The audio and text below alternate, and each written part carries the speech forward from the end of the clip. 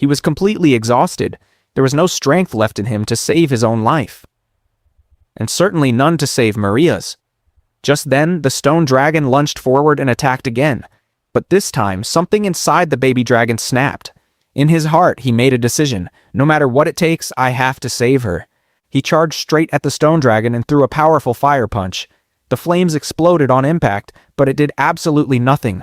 The stone dragon didn't even flinch. In fact, its entire HP bar instantly recovered. But the baby dragon never intended to win that fight. His only goal was to create an opening. He rushed to Maria, lifted her onto his shoulder, and prepared to escape. That's when he noticed the other adventurer lying nearby. Dead. There was nothing he could do for him. With Maria on his back, he fled the battlefield and finally reached a safe area. But he could sense it clearly. If she didn't receive healing magic soon, she wouldn't survive.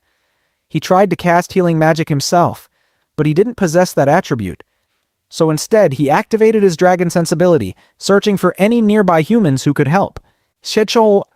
After focusing for a while, he finally detected human presence. Without wasting another second, he started moving toward them. But they weren't alone. Several wolf monsters had begun chasing him. The baby dragon realized there was no running from this.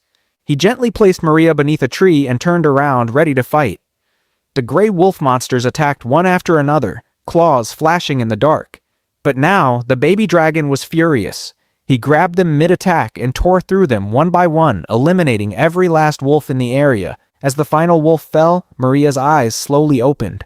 Her vision was blurry. The only thing she could faintly remember was a dragon fighting wolves in the darkness. That same dragon, injured and exhausted, finally reached the human village by nightfall. He shouted desperately toward the gates, "Please, save this girl." Villagers stepped outside, but the moment they saw a dragon, fear spread instantly. Then someone recognized the girl. It was Maria. They knew her. Without hesitation, one villager threw a spear at the dragon. "Soured?" The weapon struck him hard, leaving him badly wounded. He didn't understand. Why were the humans attacking him? He had no choice. He gently laid Maria down and fled. No matter how hard I try, I can never live alongside humans. Sometime later, Maria finally regained full consciousness. When she opened her eyes, she saw her friend, an elf healer, sitting beside her. The elf explained that Maria had been unconscious for 2 full days. Maria couldn't remember anything clearly. She asked who had brought her back to the village. The villagers had only found her near the gate.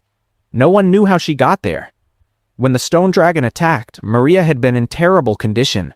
She could barely move. There was no way she could have reached the village on her own. The elf then mentioned something else. "You shouldn't have gone with Daz." Daz was the adventurer who had first attacked the dragon. The villagers admired him, but before the mission, he had argued with someone who told him he could never defeat the stone dragon. That insult enraged him. Maria hadn't even wanted to go, but Daz emotionally pressured her into joining the mission. The elf asked Maria what she remembered last. Nothing. That's when the elf realized. After the battle, Maria had lost her memory. Meanwhile, the baby dragon awakened somewhere deep in the forest. He had gained new titles: King of Invasion and Little Hero. His mana points and HP were fully restored. But he couldn't understand where all this power had come from. Maria's face still lingered in his thoughts. Soon hunger hit him. He returned to the forest and began hunting egg-eaters. But he didn't just hunt them randomly. He created a trap, an egg farm. He would hang one captured creature from a tree, forcing it to call its allies for help. As soon as they arrived, he slaughtered them one by one. For this ruthless strategy, he earned another title, Path of Evil. He didn't like that one. Over just a couple of days, he wiped out countless monsters. His stats skyrocketed. His HP increased, his abilities strengthened, even his fire breath leveled up. He was no longer an innocent hatchling. He was becoming a monster. After pushing himself further, he finally reached level 25.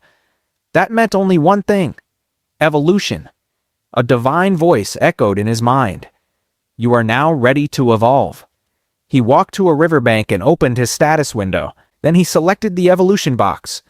5 options appeared before him: Mini Dragon, Angel Dragon, Kid Dragon, Marble Dragon, Young Plague Dragon.